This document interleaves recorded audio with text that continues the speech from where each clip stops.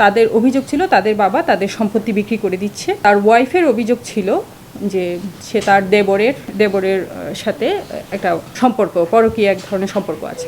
চট্টগ্রামের কর্ণফুলীর বড় উঠানের শাহমিরপুরে দুই প্রবাসী পুত্রের হাতে বাবা খুনের ঘটনায় দুই ছেলেকে গ্রেফতার করেছে পুলিশ। এর আগে মাকেও গ্রেফতার করা হয়। বিকেলে বন্দর জোনের উপ পুলিশ কমিশনার শাকিলা সুলতানা সাংবাদিকদের বলেন, ভিকটিমের স্ত্রী ও ছেলেদের সাথে সম্পত্তির ভাগ বাটোয়ারা নিয়ে বিরোধ ছিল। তারই জেরে গত 11ই সেপ্টেম্বর কর্ণফুলীর বড় উঠান এলাকায় নিজ বাড়িতে বাবার সাথে বিদেশ ফেরত দুই প্রবাসী পুত্রের সাথে কথা কাটাকাটির এক পর্যায়ে বাবাকে ধারালো অস্ত্র দিয়ে আঘাত করলে ঘটনাস্থলেই মারা যায় বাবা।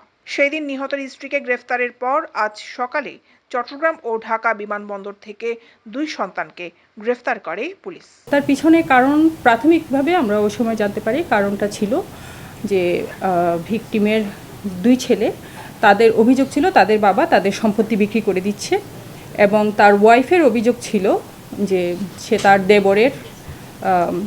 দেবরের সাথে একটা সম্পর্ক, পরকীয়া এক ধরনের সম্পর্ক আছে। তো ভিকটিমের ওয়াইফের সহযোগিতায় তাই দুই ছেলে মিলে এই হত্যাকাণ্ড ঘটিয়েছে এবং হত্যাকাণ্ড তারা উপর্যুপরি ছুরিকাঘাত করে মৃত্যু নিশ্চিত করে তারপরে দুই ছেলে ওখান থেকে পালিয়ে যায়।